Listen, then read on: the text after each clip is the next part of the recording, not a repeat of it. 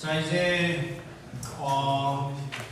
모세가 이제 형 아론과 만나고, 그리고 이제 바로를 만나러 가죠. 바로를 만나러 가가지고 이제 이 백성이 하나님을 예배해야 되니 이 백성을 내보내라 라고 이제 그렇게 이야기합니다.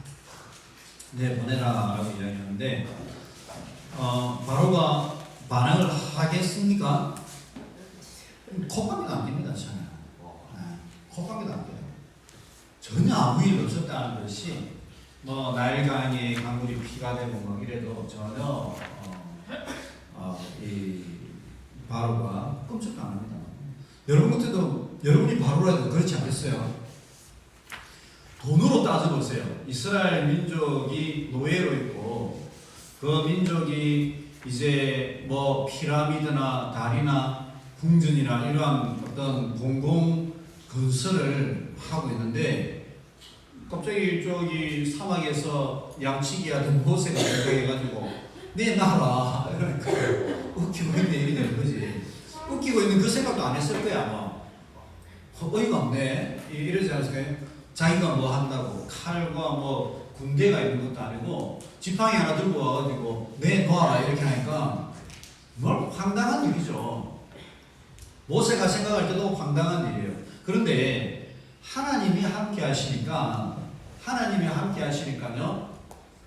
바로가 강팍한 마음을 가지고 있다가요 점점 이제 이 나라가 망해가겠다라는 것을 깨닫게 되죠. 자, 그래서 이제 여러분 이제 10가지 재앙을 이제 내리는데요. 피와 개구리, 이, 파리, 악질, 독종, 우박, 메뚜기, 흑암, 장자 이렇게. 자, 이 쭉 보는데요. 여기 보면 이제 이 10가지의 재앙을 어떻게 해석하느냐 여기에 대한 어떤 논쟁들이나 이게 과연 어떤 거냐 이렇게 이제 질문하는 그런 이 학자들이나 많이 있어요. 이게 왜 이런 어떤 굳이 피와 개구리 이런 어떤 재앙들을 내렸을까라고 이제 질문하는 분들이 있어요. 그러면 이건 뭐냐? 하나님의 주권을 선언한다. 재앙은 자연의 힘이 아니라 하나님의 직접적인 통치와 개입을 보여주고 있고요. 하나님은 이방 신들과 바로보다 높은 분이다. 그래서 이제 나일강이 피로 바뀌었다라는 것은 나일강은요 그들의 신이에요. 개구리도 그들의 신이고 이와 파리, 악질, 독종, 우박, 메뚜기, 흑암, 장자 이 모든 것은요 에집트에서 그 백성들이 신으로 섬기는 대상들이에요. 신적인 존재들이에요. 그래서 하피, 이시스, 커넘, 소베, 오리시스, 나일강의 신, 개구리, 헤케트 이는 개구리의 형상이고 출산, 생명을 상징하고요. 이 또는 땅은 계보라고 그러고 휴 공기의 신, 그 다음에 악질 하토르 소형상 아피스 풍요 상징, 그 다음에 세크메트 이시스 치료의 신, 누트 그 다음에 장자 오시리스 이시스, 그 다음에 생명과 죽음의 순환 셀케트 베스 이런 어떤 에집트의 신들을 하나님께서 하나씩 심판하신 그런 장면들을 보여줍니다. 특별히 이제 에집트에서 바로는요 신이에요. 신의 형상을 가진 신이에요. 그렇기 때문에 에집트에서는요 군사적인 쿠데타가 없었어요. 왕을 해하고 그 정권을 잡는 이스라엘 역사, 북이스라엘, 남유다, 북이스라엘의 역사를 보면 오므리 왕조라든지 이러한 왕조가 끊임없이 선대의 왕을 죽이잖아요. 특별히 군대 장관이 자기가 칼 들고 와가지고 죽이고 또 왕이 되고 죽이고 왕이 되고 그런 장면이 많잖아요. 그런데 에집트는 그런 장면이 없어. 역사를 보면. 왜 그러냐? 바로는 단순히 인간적인 어떤 인간이 세운 그런 왕의 차원이 아니라 신이라는 그러한 신적인 존재로 세워졌기 때문에 그들 속에 있던 어떤 신하들이나 이러한 사람들이 감히 도전하거나 대적하거나 시해를 하지 못하는 거예요. 그래서 신적인 존재인데 하나님께서 누구까지 처단하시느냐? 바로의 아들까지 죽여버려요. 바로의 아들까지 죽임으로써요 하나님께서 에집트인들이 믿고 섬기는 그들의 신이 참신이 아니라 여호와 하나님이 진정한 온 만물과 우주와 역사의 주권자이시고 참신이시다라는 것을요 이 10가지 재앙을 통하여 보여주십니다. 그래서 여기서 이스라엘의 구속 역사를 보게 되고요. 이 재앙들은 이스라엘을 구원하기 위한 하나님의 역사입니다.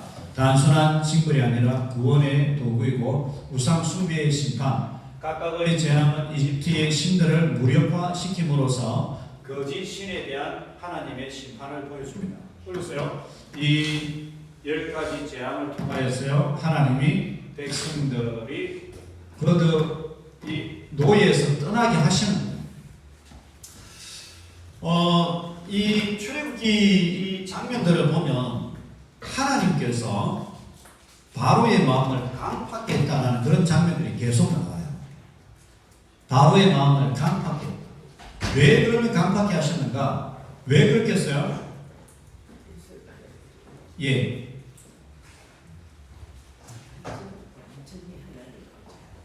예. 그것도 한 측면이 될 수 있겠죠. 근데 바로가 강팍하였기 때문에요. 하나님께서는 재앙을 10가지를 내리십니다. 더 위대하신 하나님이심을 보여주면서요. 이들을 심판하시는 그러한 장면을 보여줍니다. 자, 그러고 나면요 이제 출애굽과 광야 생활을 이제 시작하게 됩니다. 이 람세스에서 출발합니다. 람세스 출발에 숫꽃, 에담, 그다음에 이렇게 홍해를 건너고 여기 쭉 내려와서 시내산에서 이렇게 에시온 게벨 쭉 이렇게 하는데 물론 오늘날도 과연 시내산은 어느 산인가 라는 그런 논쟁을 들어가기 시작하면 끝도 없습니다. 3000년 전에 있었던 시내산을 오늘날 발견한다는 것은 솔직히 좀 쉽지는 않죠. 근데 이제 일반적으로 학자들은 제벨 무사, 즉 모세의 산이라는 이 시내산 반도에 있는 그 산이 이 시내산이지 않을까라고 일반적으로 받아들입니다. 그래서 여기 시내산. 자, 이 람세스에서 출발해가지고요, 이스라엘 백성들이 쭉 이렇게 올라가는데, 여기까지 이제 쭉 올라가는데, 원래는 많이 걸려도 한 2달이면 들어갈 수 있습니다. 쭉 2달이면 쭉 들어갈 수 있는데, 이스라엘 백성은 여기서 40년 동안 이제 광야, 방랑생을 하게 됩니다. 거기서 깎여지고, 훈련받고, 또 믿음이 생기고, 또 그렇게 하는 장면들을 보게 됩니다. 자, 이렇게 이제 광야 생활을 쭉 하게 되면서요, 이제 시내산에서 도착해서 여기서 이제 레위기를 받게 되고 또 시내산 언약을 세우는 그러한 장면들이 나오게 되죠. 자, 출애굽기의 내용은요, 시내산 모세 언약이 이제 등장합니다. 19장에서 24장 율법을 주시잖아요. 하나님 나라의 율법, 하나님의 성품을 깨닫는 방편, 하나님의 소유 제선가를 거룩한 백성으로 사는 안내서 은혜의 도구이다. 자, 여기서 이제 또 다른 어떤 모세의 언약이 등장하게 됩니다. 모세의 언약, 커버넌트라고 그렇게 이야기하죠. 모세 언약이 등장하게 되는데, 모세 언약의 가장 큰 특징은 뭘까요, 여러분? 노아 언약하면 가장 큰 특징이 뭐라고 그랬죠? 노아 언약, 평화의 언약. 노아의 언약은 평화의 언약. 자, 그러면 시내산 모세의 언약의 가장 큰 특징은 뭘까요? 모세의 언약의 가장 큰 특징.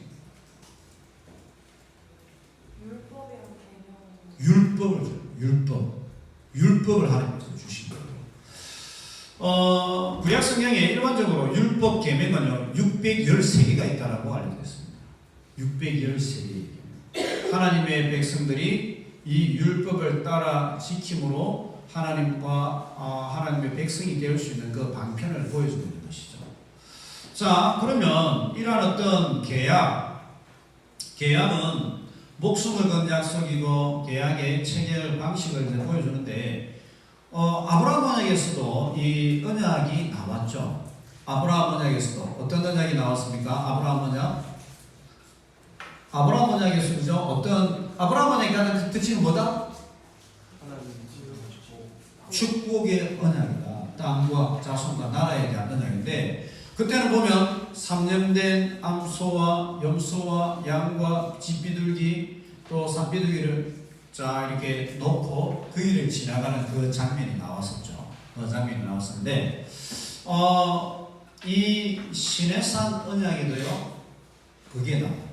하나님께서 약속을 주시고 짐승 사이로 지나가게 했던 그 장면이 여기서도 재현이 됩니다. 약속을 주시는 것이 이제는 어떻게 주십니까? 하나님께서 이 시내산 언약 모세 언약에서는요 그 약속의 메시지가 이제는 계명으로 주어진 구체적으로 계명으로 그 약속의 내용, 그 삶의 양식, 너는 나의 백성이 될 것이고 나는 너희의 하나님이 될 것이다. 자, 나는 너희의 하나님이 되고 너는 내 백성이 될 것이다. 그렇게 하기 위해서는 무엇을 지켜야 된다? 너희들은 나의 계명을 지켜라 라고 이야기해요. 그 계명에 그러면 엑기스는 뭐다? 그 계명의 엑기스는 뭐다? 10계명인 거죠. 10계명. 그러니까 과거에도 보면 고대 금속에 큰 나라 왕과 작은 나라 왕이 있잖아요. 큰 나라 왕이 너는 이것 해. 그러면 내가 너를 보호해 줄 거야. 난 너희의 왕이 될 것이고 너희들은 내 나라 백성이 될 것이야. 이렇게 이야기하잖아요. 하나님께서도 너가 이렇게 해. 그러면 나는 너희 하나님이 될 것이고 너희는 내 백성이 될 것이다. 이게 언약인 거예요. 자, 그러면 너는 이렇게 해라고 했던 그 많은 613개의 계명이 있는데 그것의 핵심은 뭐냐? 10계명.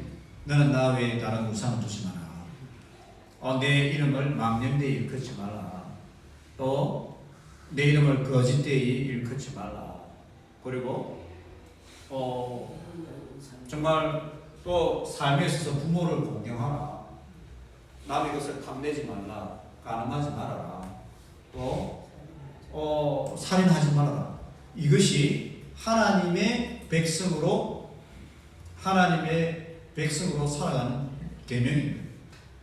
그렇게 하면 나는 너희 하나님이 되고 나는 너희들의 보호자가 되고 너희의 도움이 되고 한 길로 너희들에게 대적이 왔다가 7길로 도망가게 할 것이고 또 너희들이 출소하는 거기에 비를 내려서 풍요롭게 할 것이다. 이게 하나님의 약속입니다. 그런데 이 말씀을 깨뜨린다라는 것은 순종하지 않는다라는 것은 하나님과의 언약을 깨뜨리는 거예요. 그죠? 언약을 깨뜨리면서 나는 더 이상 하나님의 백성이 아닙니다 라는 것을 이야기합니다. 그러면 하나님의 백성이 아닙니다 라고 이야기하면 어떻게 돼요? 하나님은 더 이상 우리의 하나님 아니고 나의 하나님이 아닌 거지. 그리고 서로 계약을 맺었는데 언약을 깨뜨리면 짐승 사이로 지나갔던 것처럼 하나님의 진노가 임한다 하더라도 그것은 옳은 거예요.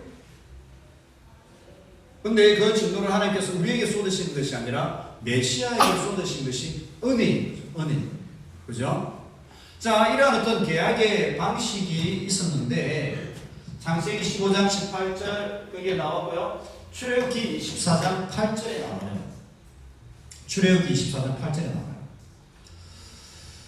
일단은 여러분 출애굽기의 일단 계약의 시작은 어떻게 되느냐? 이렇게 시작합니다. 하나님의 약속이 선포되죠. 온 세계가 내게 속하였다. 너희가 내 언약을 지키면 너희들은 나의 소유가 되고 제사장 나라가 되고 그 다음에 거룩한 백성이 될 것이다. 출애굽기 19장 5절 6절 나의 소유가 될 것이다. 나의 소유 이거 무슨 뜻이에요?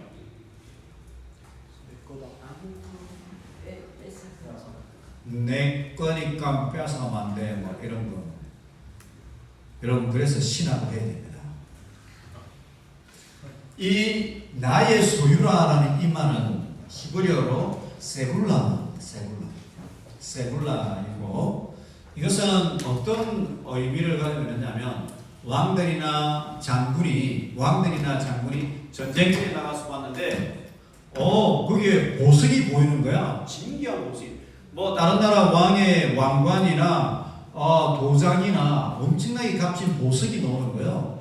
그거를 깨뜨려버리고 버리기는 아깝잖아요. 그것을 가져와서 자기가 관리하고 자기의 침실에 자기의 거실에 두면서요 자기의 소유로 삼는다라는 이 말이에요.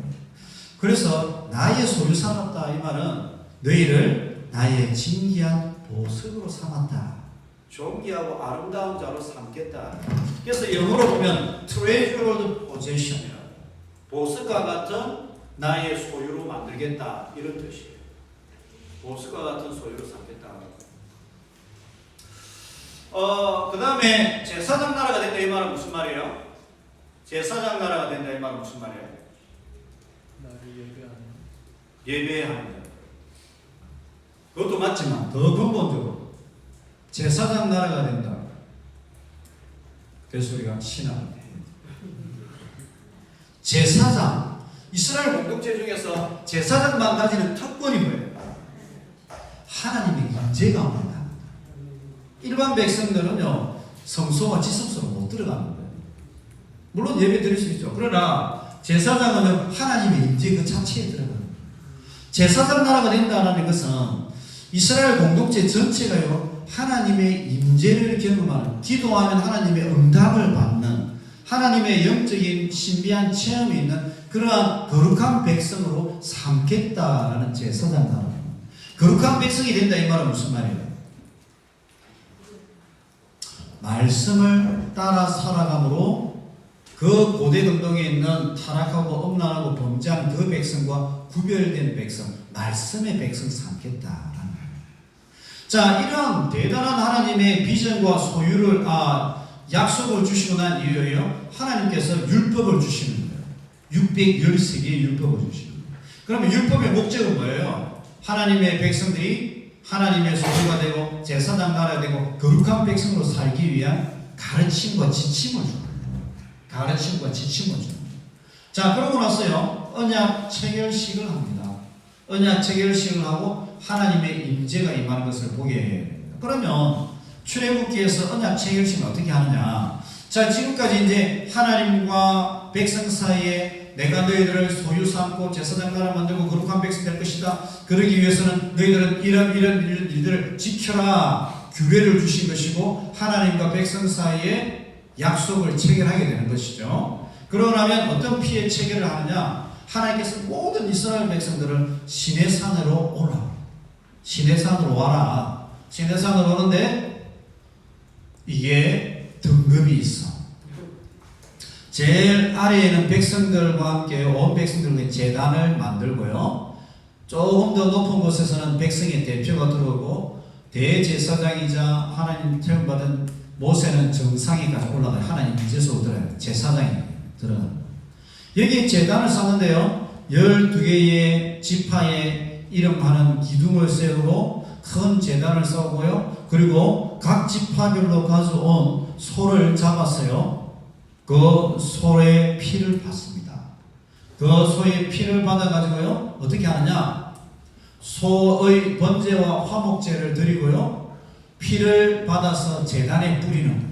피를 큰 제단에 세워놓고 바르는 거예요. 자, 그러고 나서요 율법을 낭송하는 것입니다. 다시 율법을 낭송하고 너 이렇게 지켜야 돼. 그러면 내 백성 될 거야. 너가 이렇게 지키면 나는 너희들이 하나님 될 거야. 율법 낭송하고요. 그러고 나서 75명에게 피를 뿌립니다.